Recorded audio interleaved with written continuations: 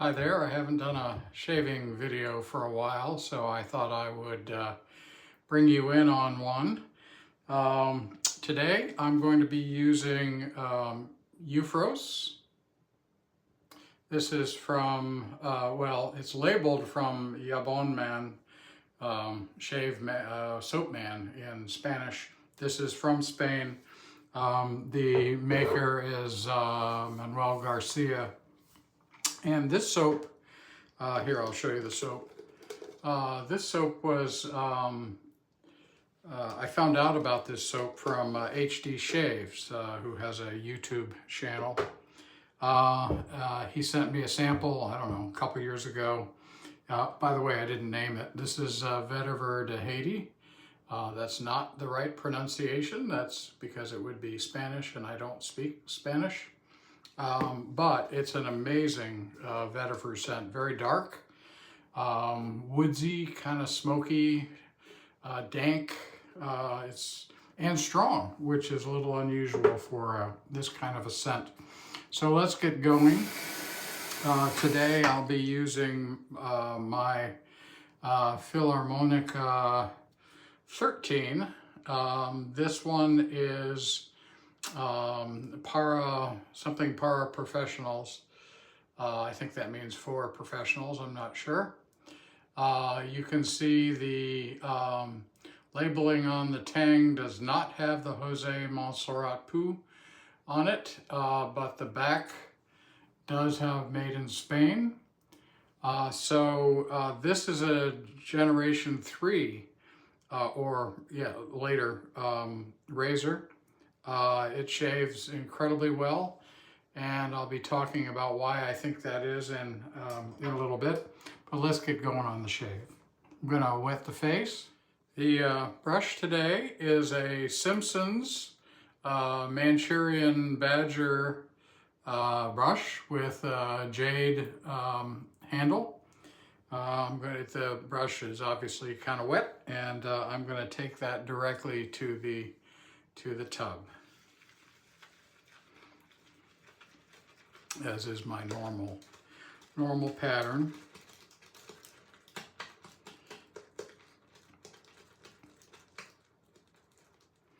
I load heavily and load wet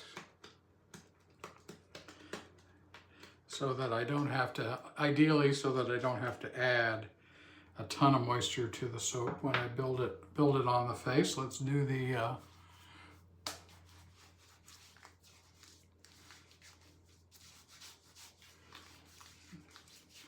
the people's pre-shave. For me, as a daily shaver, I mention this every time, but for me this is very, very important.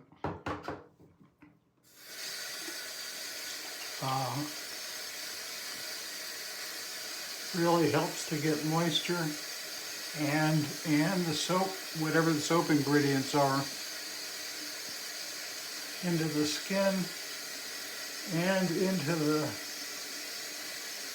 bristles.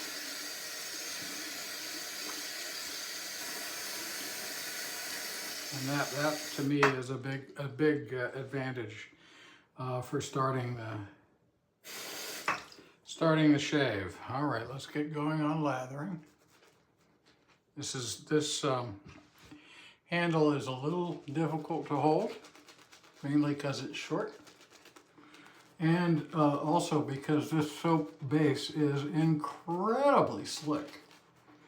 I've got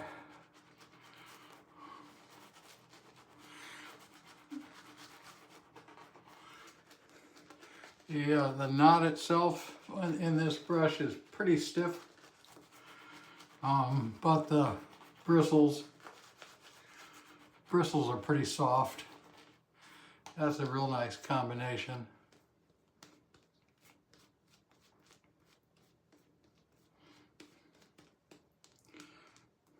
I do have a cut on this cheek where I apparently, I don't know how I did it, but I apparently used my face instead of my hands to move something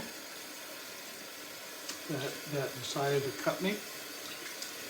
So take it from someone with age and experience. Don't do that. Some people would think that's obvious. Apparently that's not me.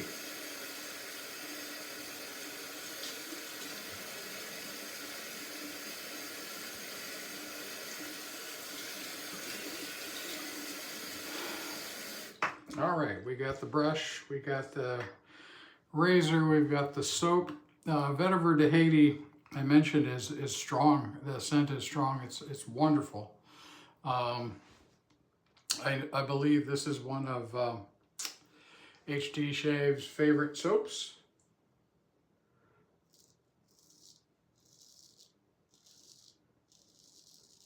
He was instrumental in helping me get the splash for this soap. He speaks Spanish and apparently knows Manuel Garcia. And when after he lent me a sample of the soap, I wanted to get my own tub. And that was available at Pasteur's.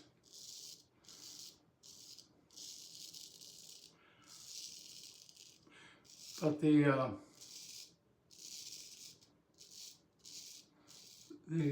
aftershave balm was not. And he contacted Manuel and was able to get it for me.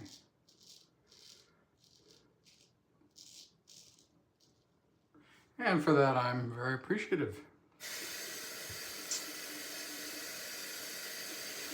Mr. Shaves has not been doing a lot of videos recently, but I always enjoyed them when he did. He's more of a shave with anything kind of guy. He shaves with DEs and single edge blades and also straight razors. I've maintained, or not maintained, I've sharpened several of his razors for him. And I hope I don't open this up. That would be bad.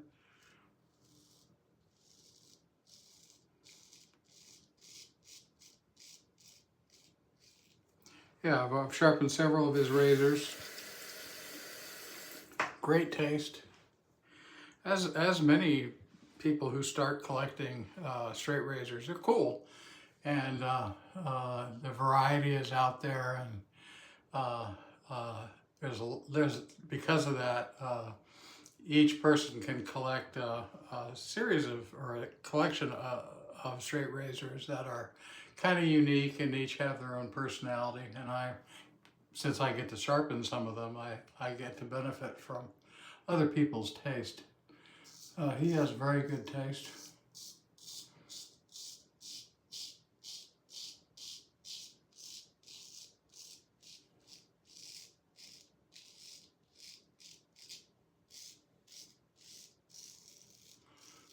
But, you know, he's a professional musician. If you've ever seen his channel, you'll know that. He's also he could have been a weatherman for Chicago. Again, if you've seen his channel, you would understand that. So this Filarmónica Gen 3 does not have a good reputation.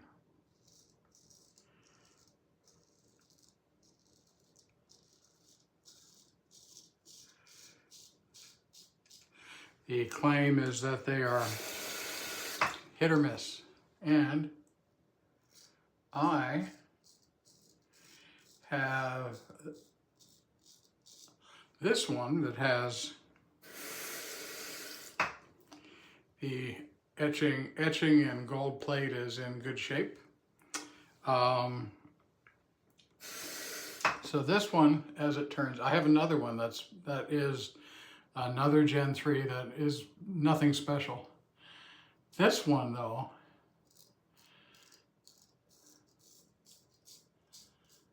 this one's a hit, not a miss. And I think a big part of that, given that I tend to explain things mathematically, I think a big part of that is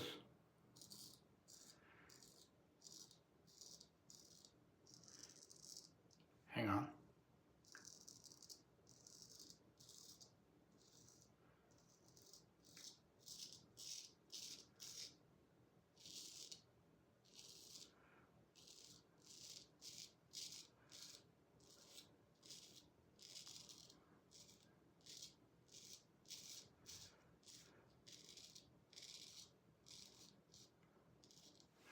Is geometry of this razor.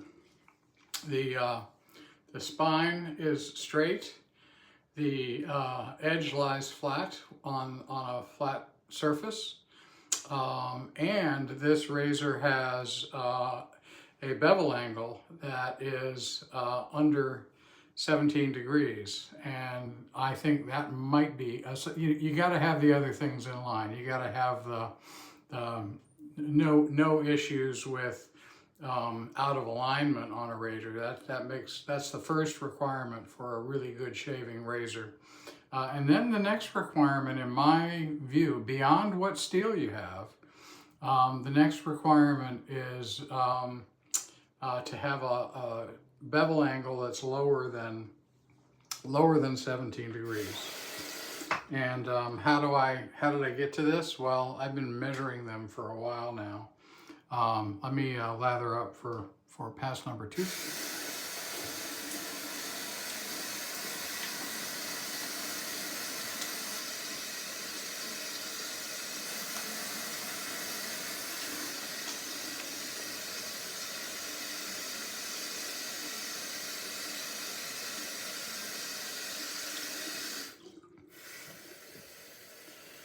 Clean off the brush handle here.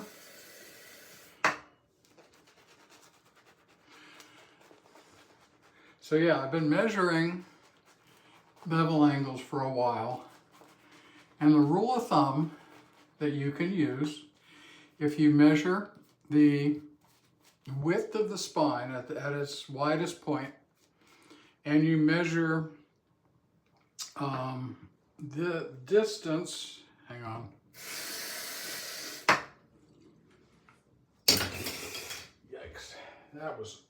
That was fortunate. I have things set up so that even if I drop the razor, nothing happens. So if you, gotta dry off my hands here. So if you measure this distance here from the apex to the widest point of the spine, if you measure that distance there, you measure the width of the spine. You divide the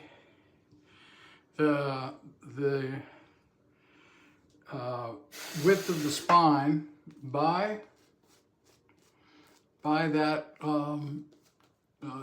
distance from the apex to the spine. If you divide the width by the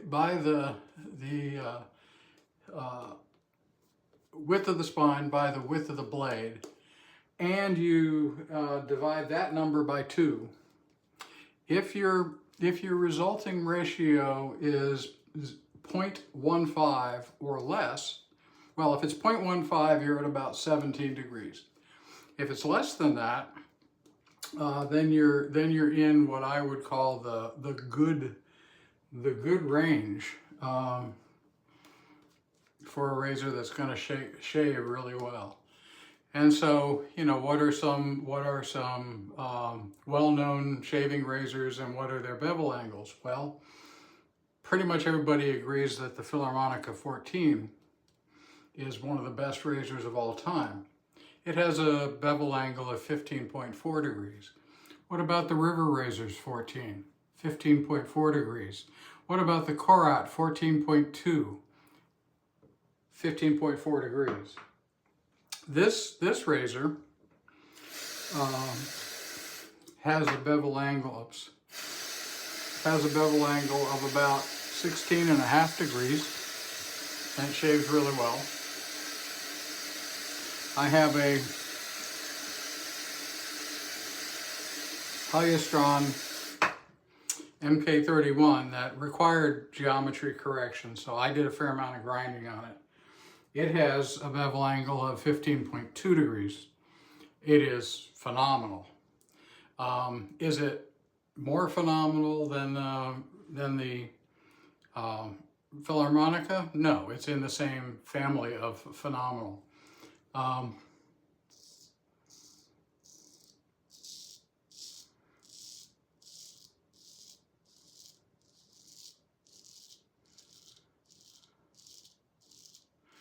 What about convex honed edges?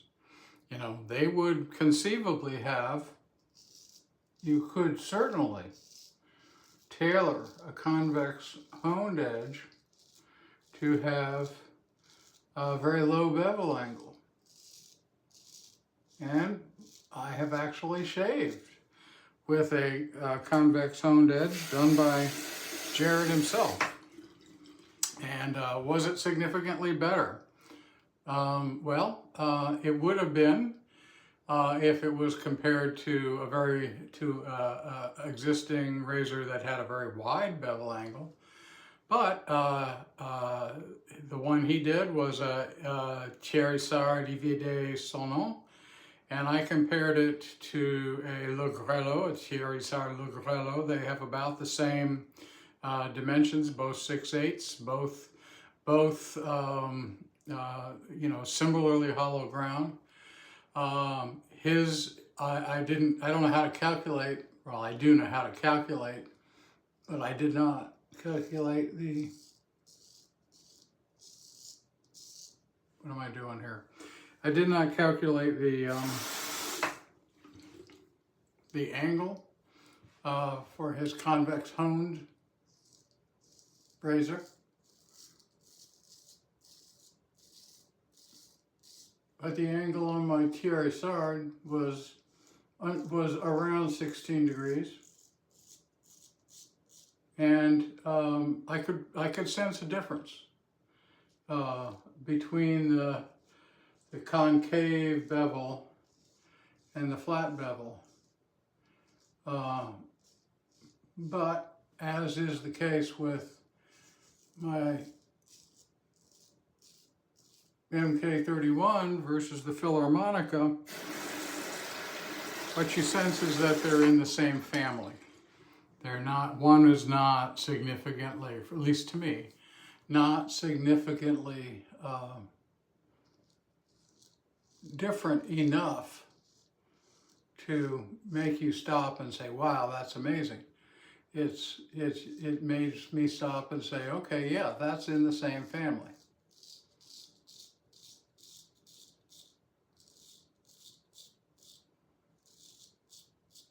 And because of that, even though I do have a Jade plate, I don't really use it because at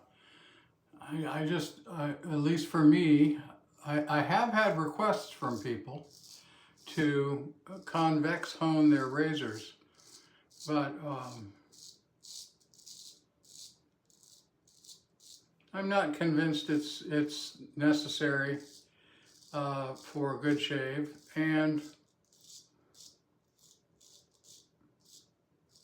there are people who are true believers in it who I think are better served than me to do that work. I think that in general, we focus too much on the edge. Of course, you know, here I've been talking about razor geometry the whole time, so I'm not really talking about the edge or what stones I used. But certainly convex honing is in this discussion about narrow bevel geometry and the benefits of it. So there are benefits to the convex honing approach. There's no, in my view, there's no question of that. The question for me, or not question, but the reason I don't do it is that I don't think, for me, the benefits outweigh the drawbacks. I think this is unplanned. As usual, I'm winging this. I think that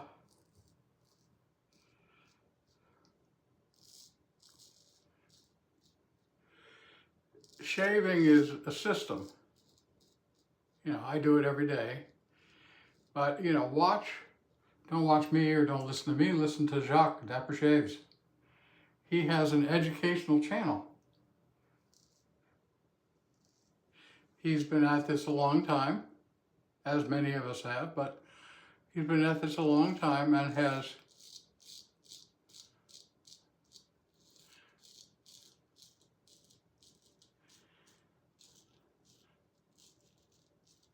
made an effort to put together information that he thinks is widely applicable and generally helpful to anybody wanting to shave with a straight razor.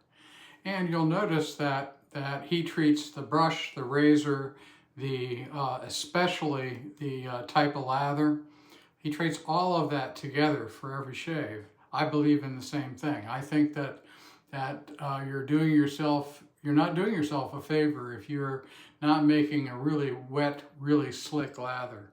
You know, some people may not feel much difference, but for me, it makes a huge difference.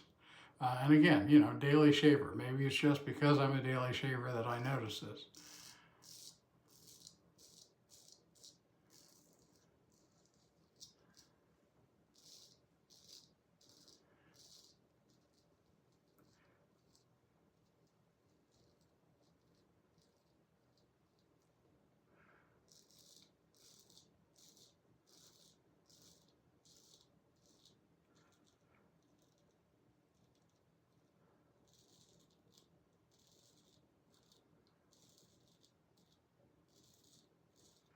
But, sorry, I don't want to do this kind of thing with a razor. So, I'm